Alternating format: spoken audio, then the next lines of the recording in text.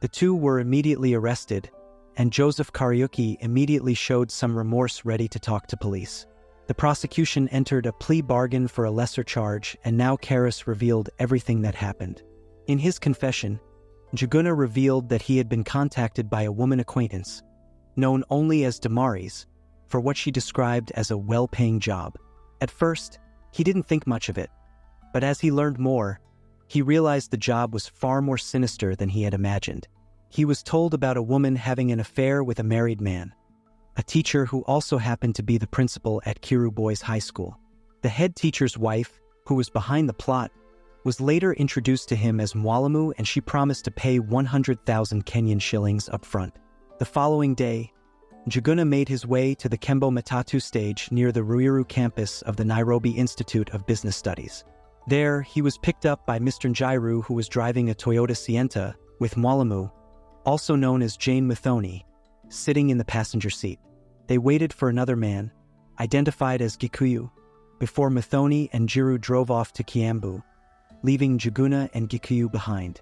Around midday, the trio, 𝐒𝐒, 𝐒𝐿𝐻𝐻, and Njiru, parked the Sienta outside an M-Pesa shop, directly across from Equity Bank and adjacent to the 𝐊𝐍𝐻𝐼 police station.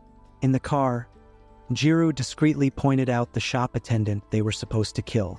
The plan was to act casual, so 𝐒𝐒 and 𝐒𝐿𝐻𝐻 stepped out, ordered sodas, and were served by their target.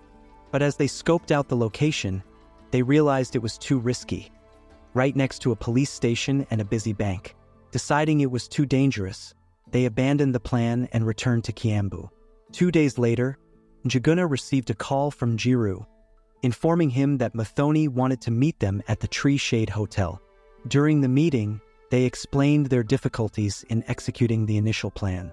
Muthoni, unfazed, handed Njiru 100,000 Kenyan shillings to share among the men, assuring them she would devise another plan. By the time the group met again at the Texas bar in 𝐊𝐻𝐼, the target had shifted dramatically. They were now planning the murder of Solomon Mwangi, the headmaster himself. The new plot was to spike Solomon's drink at his house in the teacher's quarters at Kiru Boys. Once the drug took effect, 𝐒𝐒 and 𝐒𝐿𝐻𝐻 would enter and strangle him with a sisal rope. After their meeting, Muthoni drove 𝐒𝐒 and 𝐒𝐻𝐻 to her husband's residence while Njiru stayed behind. As they entered the school compound, Solomon was casually walking around, unaware that his killers were watching from the tinted windows of his wife's car. Muthoni greeted her husband with the familiarity of a spouse, sharing a brief chat before they both went inside his quarters. However, Muthoni soon returned to the car, visibly agitated. Her attempts to drug Solomon had failed. The water she had tried to spike turned dirty, and even when she laced his tea, the drug didn't work as planned. Frustrated but not defeated, she told Solomon she was going out to buy some food and used the opportunity to regroup with Njuguna and Gikuyu in Kiriaini town, where they picked up Njiru.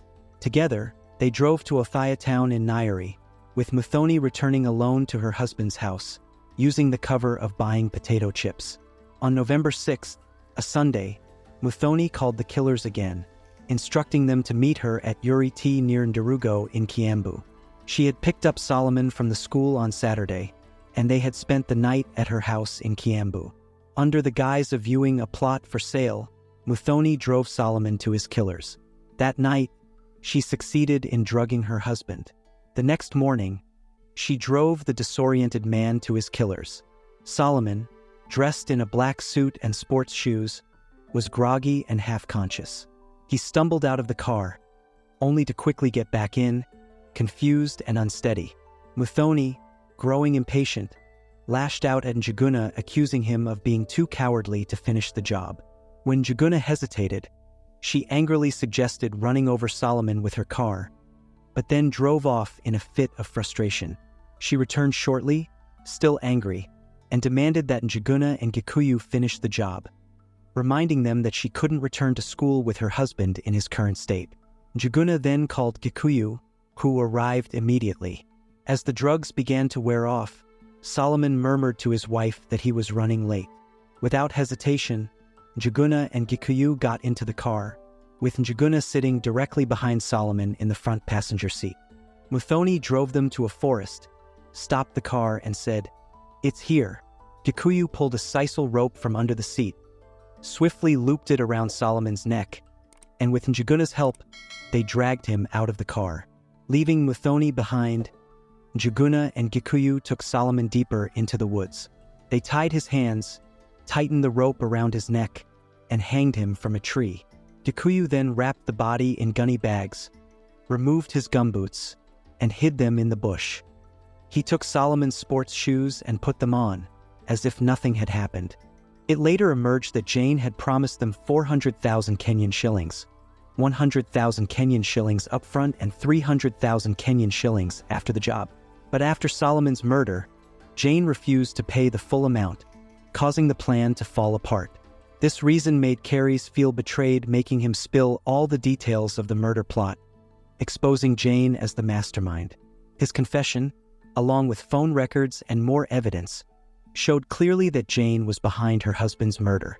During the investigation, more pieces of the story came together when Margaret, an M-Pesa agent in Mathioya, Mwangi County, spoke up. Margaret, commonly known as Maggie, was the woman Jane believed Solomon was having an affair with. Jane's jealousy and anger had fueled her plan to kill Solomon.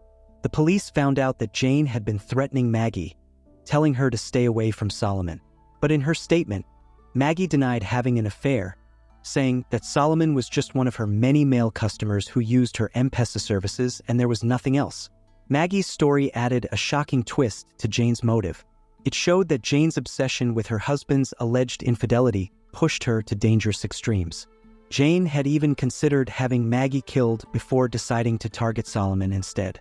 Back in January 2016, Jane had called Maggie, accusing her of being with Solomon and sending abusive messages.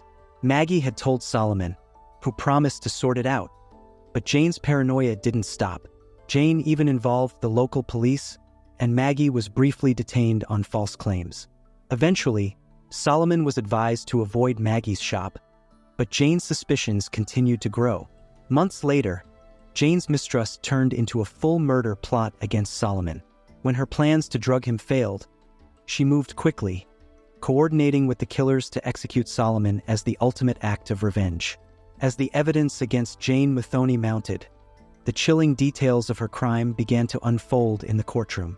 High Court Judge Joel Ngugi described Jane as a vengeful wife, consumed by jealousy and rage over her husband's infidelity. Rather than seeking to separate or fix her marriage, Jane chose the darkest path: murder. Throughout the trial, even as the damning evidence stacked up against her, Jane showed no remorse. In 2021, the court sentenced both Jane and her accomplice, 𝐒𝐔𝐁𝐄, to 30 years in prison for murder, while 𝐂𝐈𝐊𝐄 or 𝐂𝐈���𝐄 was handed 7 years for manslaughter. Judge 𝐂𝐈𝐊𝐄 emphasized that this was not merely a crime of passion but a cold, calculated killing. Jane Muthoni's actions not only ended her husband's life but also shattered her family, betrayed her children, and turned a case of suspected infidelity into a tragic story of murder. Solomon Mwangi wasn't just the victim of a violent crime. He was caught in the crossfire of his wife's unrelenting need for revenge, which tore their world apart. This is the haunting story of Jane Muthoni, the woman who redefined evil, leaving behind a legacy of heartbreak and loss in the most terrifying way.